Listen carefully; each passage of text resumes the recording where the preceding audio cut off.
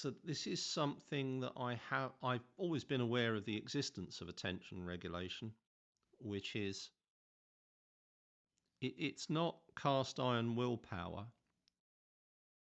It's more, and it's very, very allied to mindfulness. So if you do the focused attention meditations, which are at the heart of mindfulness, what probably the most direct capacity, cognitive capacity, as they call them, that you're affecting is attention regulation. And like I said, it's less about being able to stay completely focused on something. So, let's say I've got a complex report to produce or document to read or something like that. It's all wonderful to be able to focus on it and tune out everything else. It's actually more to do with being aware when your attention is wandering. And now you get how mindfulness meditation comes into it. So there are corollaries, benefits, pretty direct benefits from improved attention regulation. Obviously, there's improved concentration, because let's say you choose to focus on an object and filter out distractions. Well, sometimes you're going to succeed and sometimes you're not. But if you notice that you're being distracted, then you're able to bring your awareness back to, your focus back to the object that you've selected. And then there's actually reduced stress and anxiety. And yet again, it's about awareness. So whatever your strategy is, it might not be a mindfulness strategy, could be a distraction strategy, could be CBT, doesn't really make any difference. Whatever your strategy is, you can apply it because you've become aware that your stress has grown. It could be breath work, whatever. Maybe you go for a run. Because the problem with the autopilot is that we're not aware of our psychophysiological state. We just don't know that we're stressed. When I was stressed, super stressed, back in the day, I didn't know I was stressed. Now I get stressed, I become aware that I'm stressed, and I've got a whole raft of practices. Some of them are integrated, which means that they're automatic. Others are, let's say the stress is significant. I might say to myself, okay, what I need to do is do some breathing practices or something like that. Because there's no way of avoiding stress in the modern world. It could be designed to create stress. So there's benefits of attention regulation associated to stress. And then there's self-awareness, which is actually begins with interoception.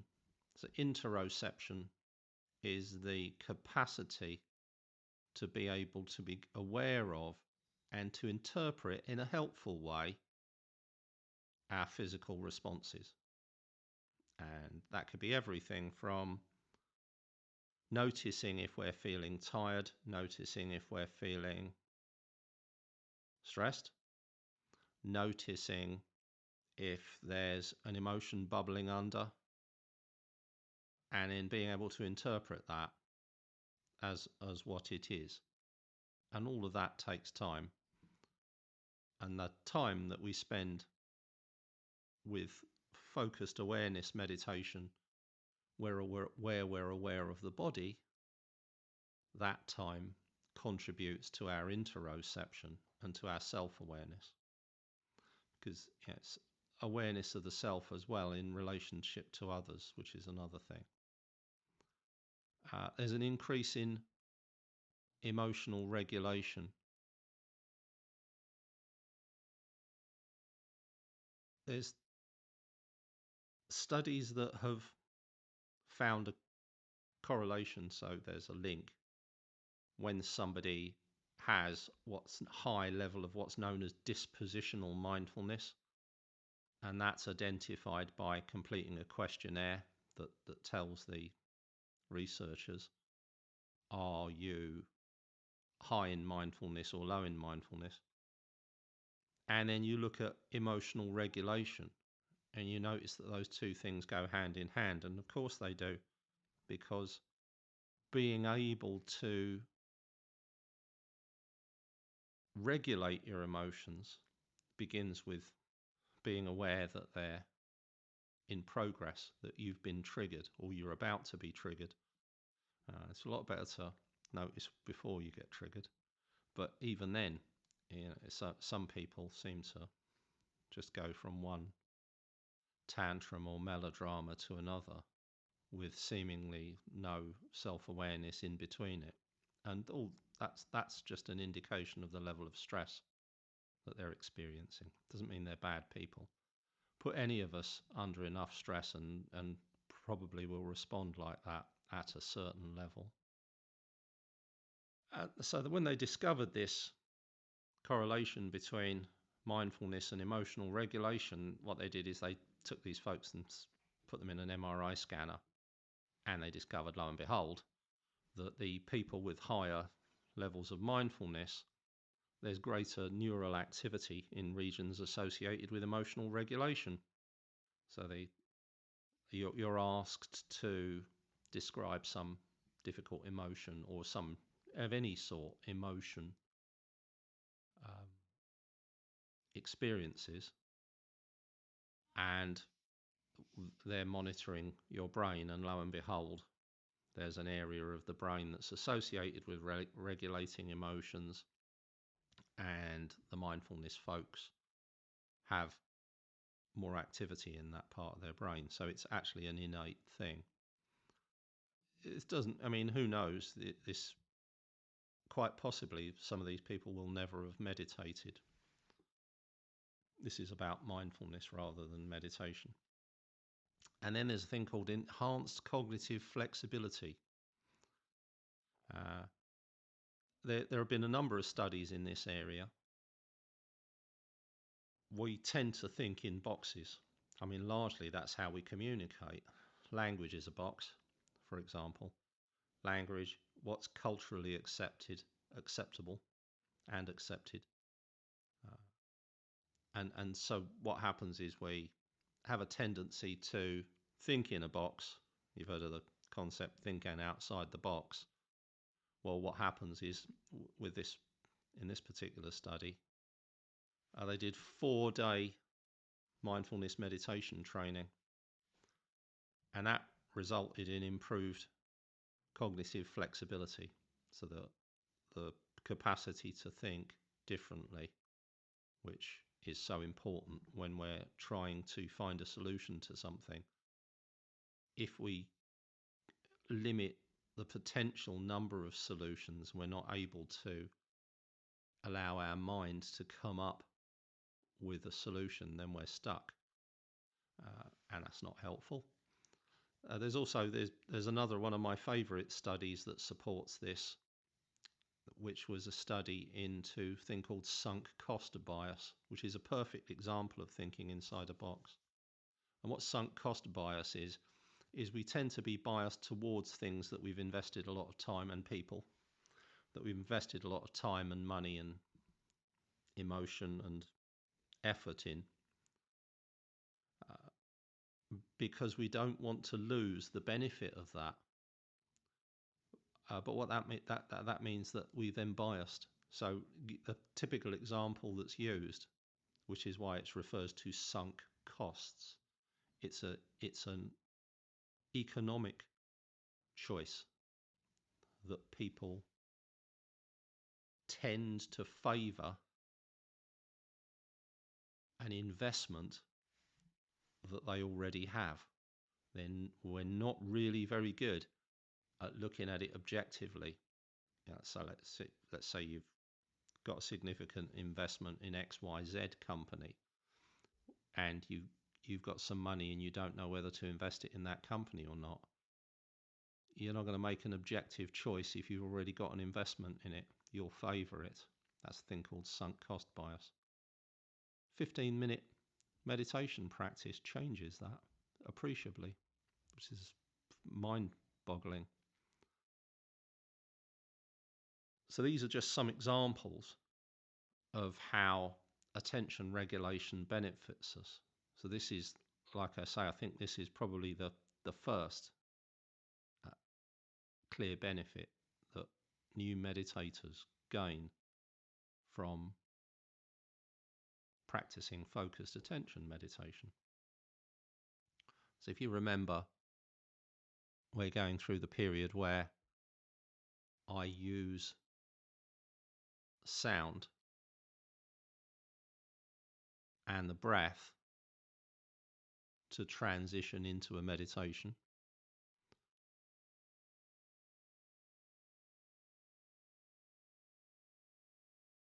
And the way to do that, it's actually possible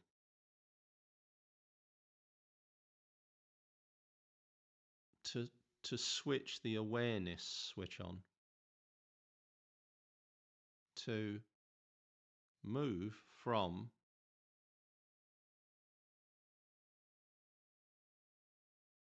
the roller coaster autopilot and move into the present moment awareness state.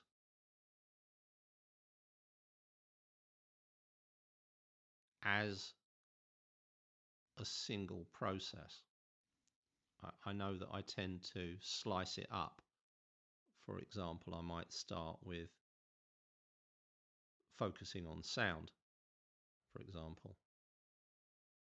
Or I might begin with focusing on the breath, or whatever it might happen to be. But there's a transition which to me includes the breath. What I tend to do is to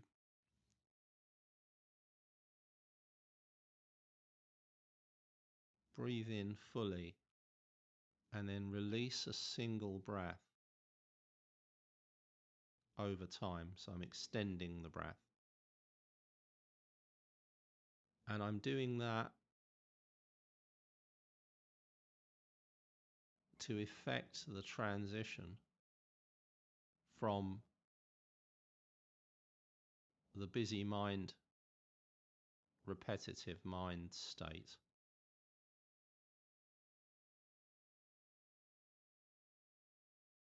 to an awareness of the body, the breath, and sound.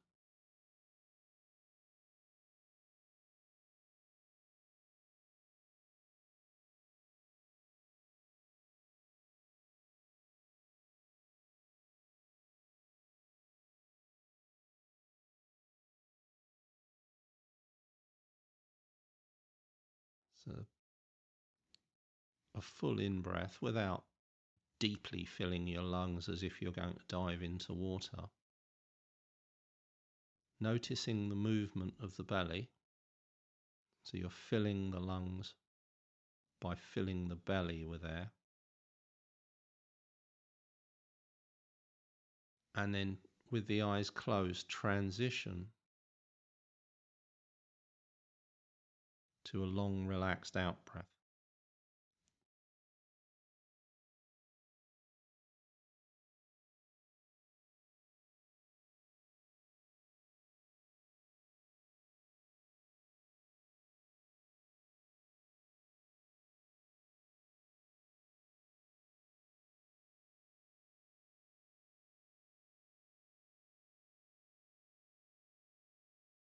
And one of the ways of connecting is to actually begin the meditation by connecting to the space around the body. This is the space that's directly around the body, 1 or 2 hands widths away from the body.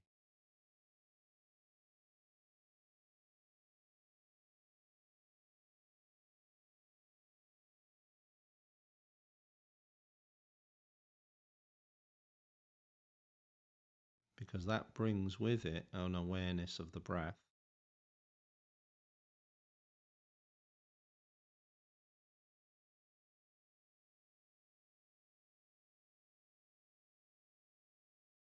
And remember what we're doing, we're allowing ourselves to feel the space around us. It's a strange quirk of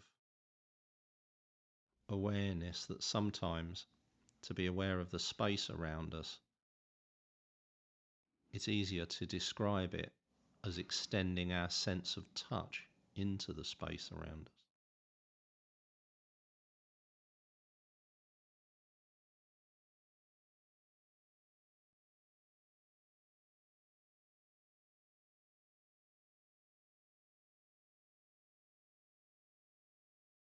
And this slows down time and lets in sound.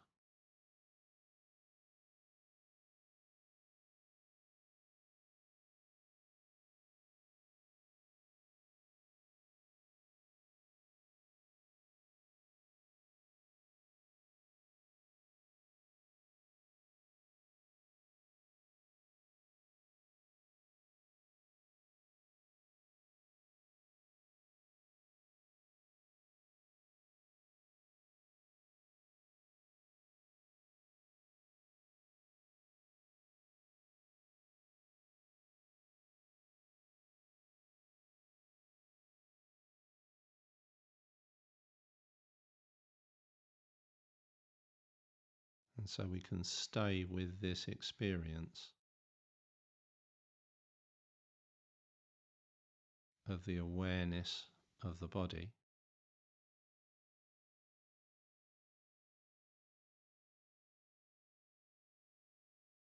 through the awareness of the space around the body.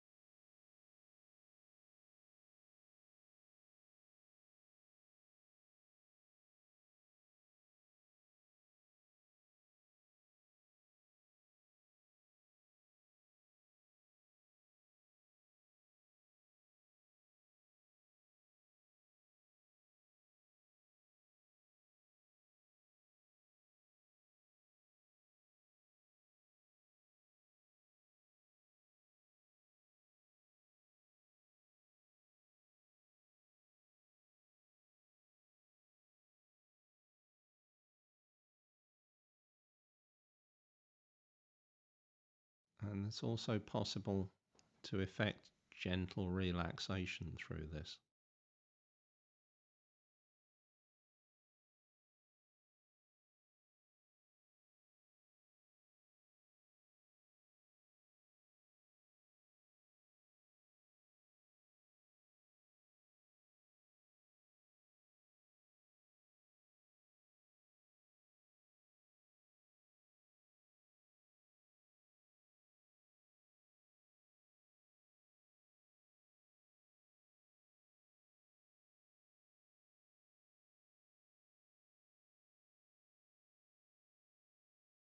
So the soft cocoon-like awareness of the space around the body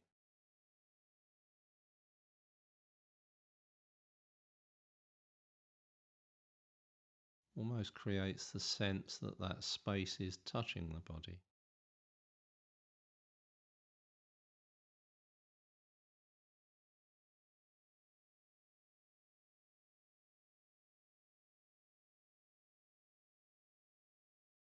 And that wherever it's in contact with us,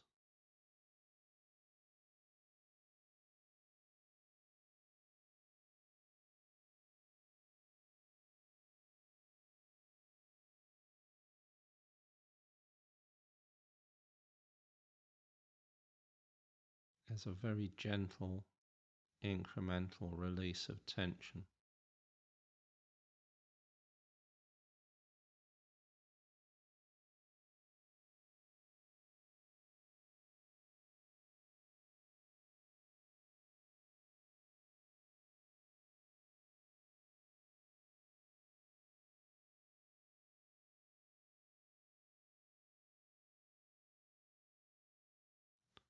Still with everything slowed down to the speed at which sound and the breath move through time.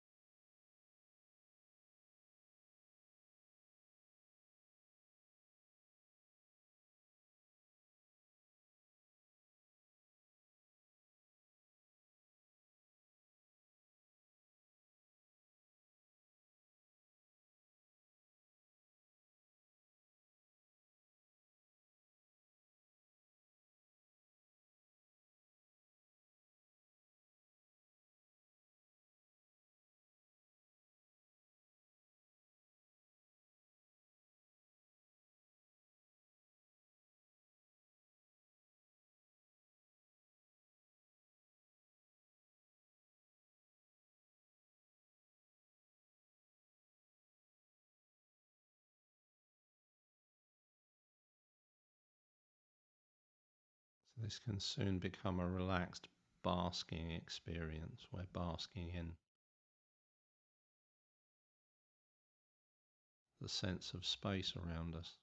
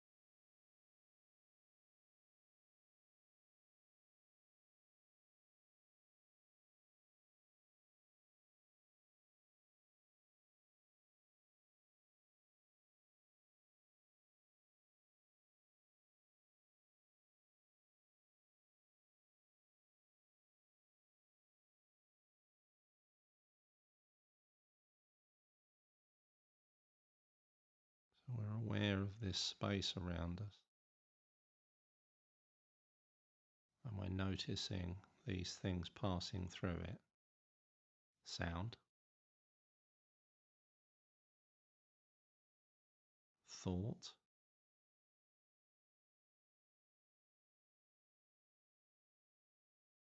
feelings,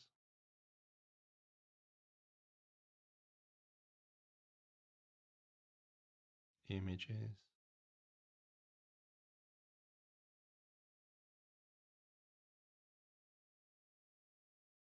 scenarios, memories, language,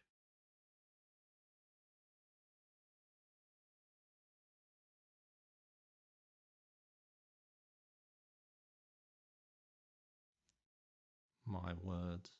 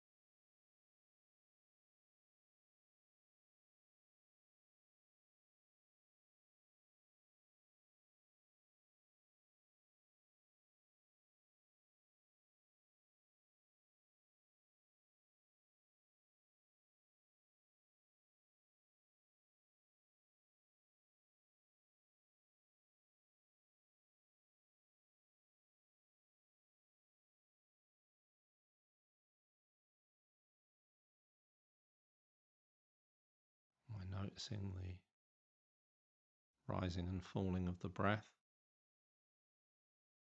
also moving through time.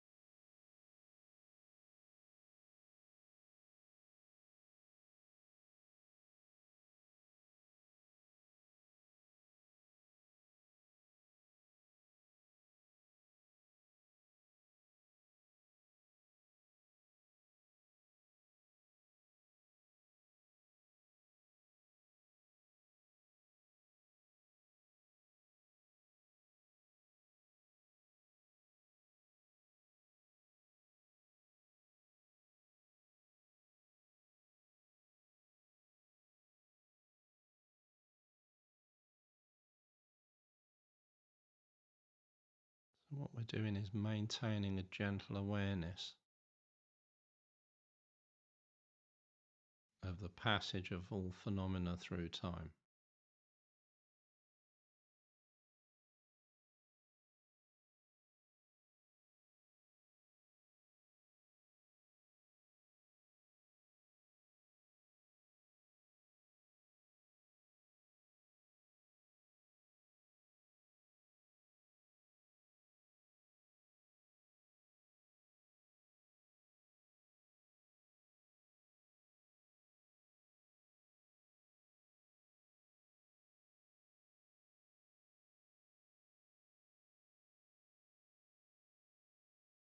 And we can maintain this mindful awareness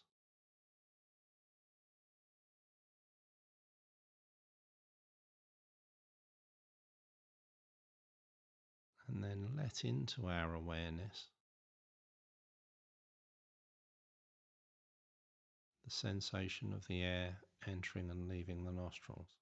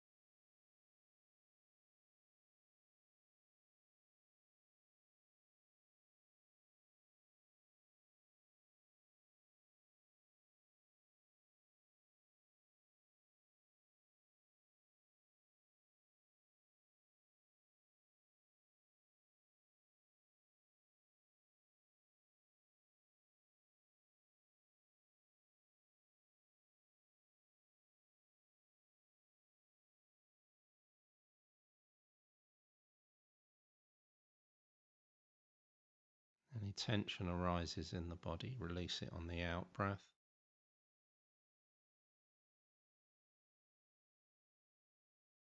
Regulate your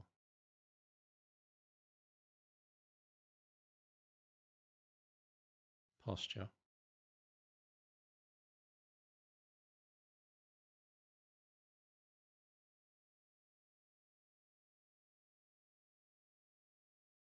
And maintain the primary focus on the very, very gentle sensation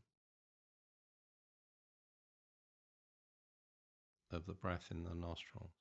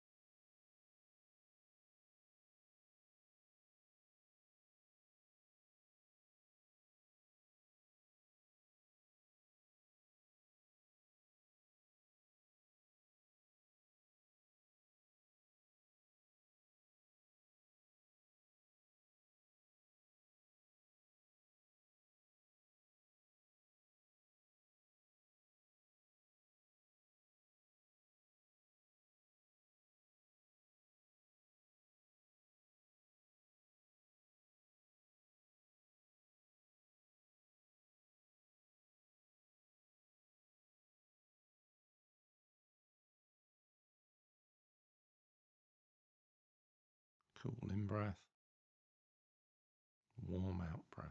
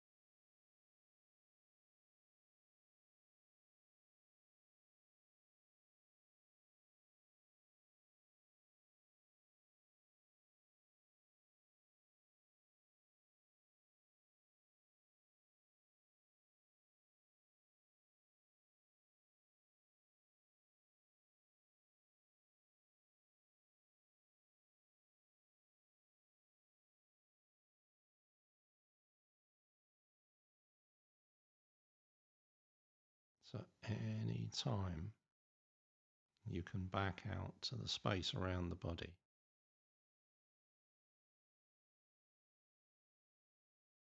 It's a gentle transition back to an awareness of the space around the body, and then that becomes the primary focus. The breath becomes the background focus.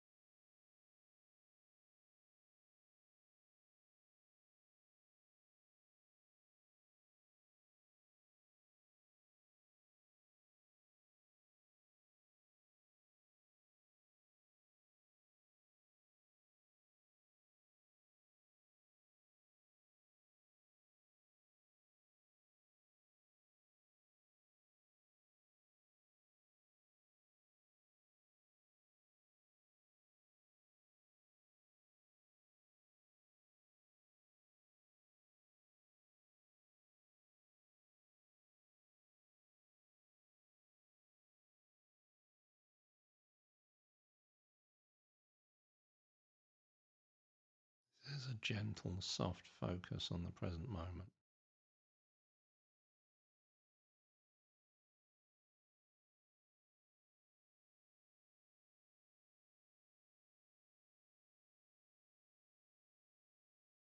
It becomes very, very easy to then transition back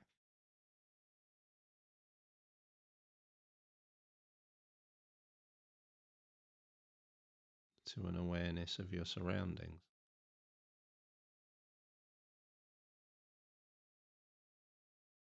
without having to let go of the sensation, the connection. You can keep it there for a while.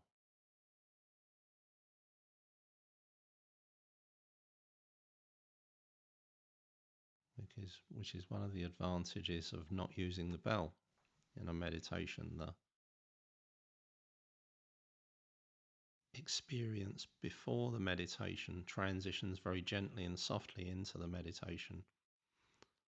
And then a lot of the sensory connection, calmness, awareness of the passage of time stays in the experience after the meditation. We don't need to click, I'm meditating, I'm not meditating. All becomes one. Okay. So that was a rigorous mental training exercise to build attention regulation, which I hope you found useful and interesting.